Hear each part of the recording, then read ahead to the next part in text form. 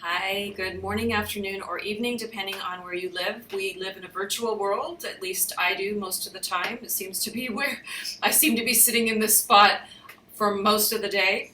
But it's a good spot. I've got beautiful blue skies and palm trees probably 340 days of the year. So I have nothing to complain about and I can hear the birds singing. It's beautiful.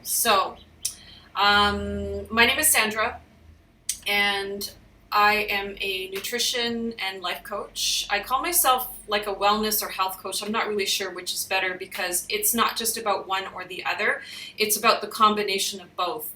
And my goal is to help as many women as possible to see the best version of themselves, whether that is physical, mental, spiritual, but really, my goal is the whole package because you don't want to be imbalanced. And that's basically what I call deep health is coaching all elements of the person, not just one, because we don't want to be skinny yet unhappy. We want to be able to figure out what's really going on, and it doesn't have to be about weight. It could be just about stress eating, and you may not even be overweight, but you're stress eating. Figuring out those little things. That is not what I wanted to talk about today. I actually wanted to, but people ask me, so I don't really talk about it. Maybe I don't talk about it enough, but I'm still kind of getting my sea legs when it comes to LinkedIn. So I'm still learning and processing, and I'm just being me. And however that shows up, that's what shows up. I feel like I have no control over it.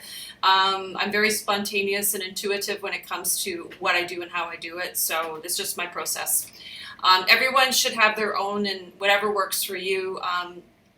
But I feel that there are so many of us coaches who are new to LinkedIn and we're trying to figure it out. So we have this support group that we have meetings every Tuesday to kind of go over what we can strengthen, what we can change.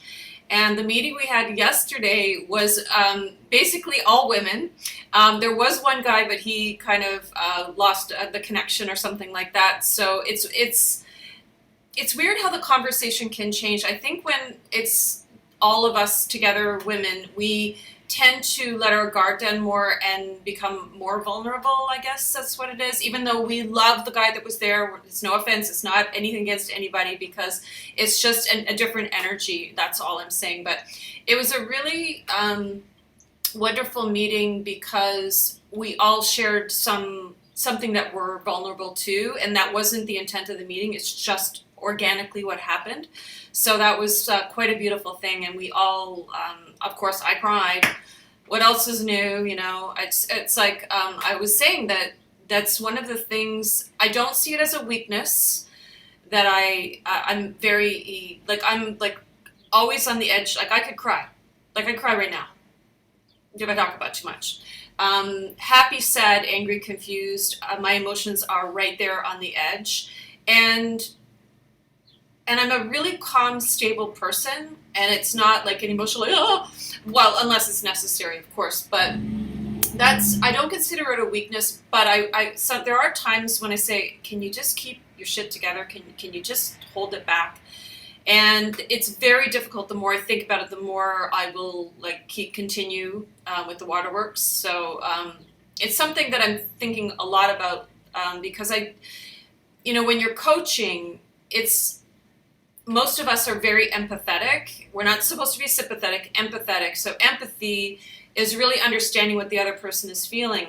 And when somebody is feeling really upset or in a trauma or something like that, for me, that's very hard for me not to become emotional with that. But it's also a release. So I don't hold on to stress either. So, take it how you want it. But it's something that I've been thinking about trying to figure out. But I did hire myself a coach, so that's something that I can dive into, and maybe that I will be able to kind of figure that out. And it doesn't stop me from being successful, but it is something that I feel could just use some work. Let's put it that way. Anyway, back to the meeting. So we each shared something that was vulnerable, and a lot of our group seem to be Eastern European people that English is not their first language. And you don't think about it when English is your first language and it's more universal than pretty much anything other than Spanish. And I happen to live in Mexico, so yo puedo hablar español también. But when we're trying to create content, for me it comes very easily. Like, I just have so much to say and I don't really care what people think, and hopefully it's of value most of the time.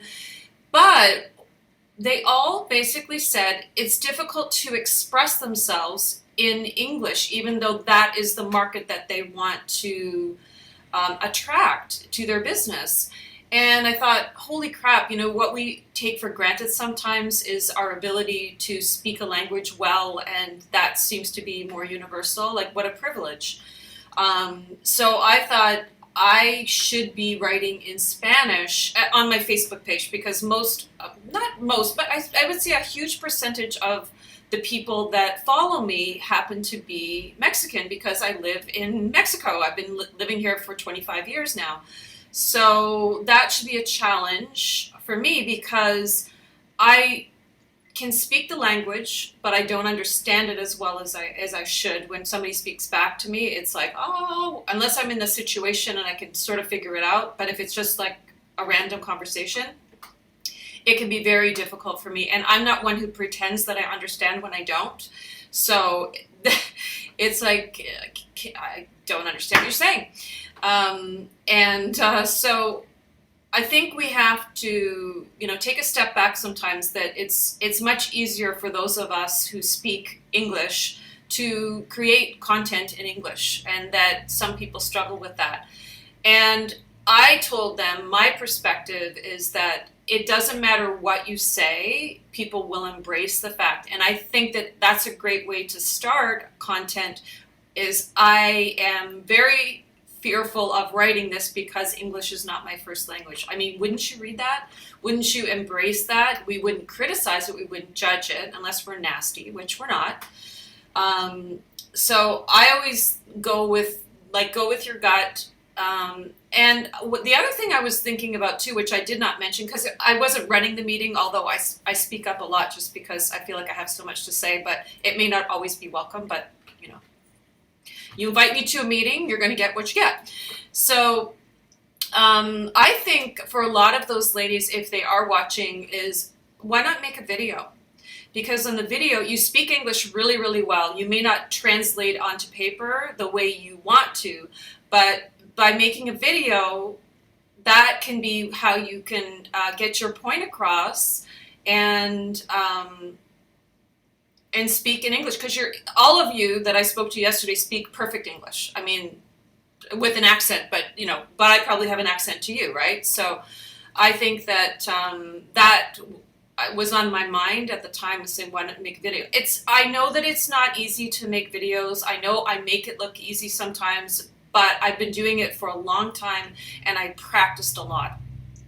But it's a great way to kind of get your point across, say what you want to say. It doesn't have to be a 10-minute video. It can be 3-4 minutes. And it's amazing how the time goes. If you have a subject that you want to talk about, no matter what the subject is, you can get across on video. So that might be an option for people whose English is not their first language and they're not writing content because they're afraid of judgment or whatever. You're going to be your biggest critic and judge. That's just a fact. And most people will embrace your vulnerability. Being vulnerable is attractive. Being arrogant is not. So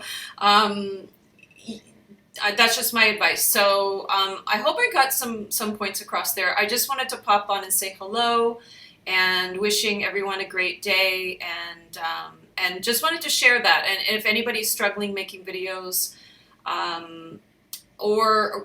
creating content that English is not your first language, consider making videos, and also just write the content, because you can do it and people will embrace it. But if you want to start with the video, it may be the best way to go, because I know that you can do it. So, and if you need any help, let me know. Talk to you soon. Bye.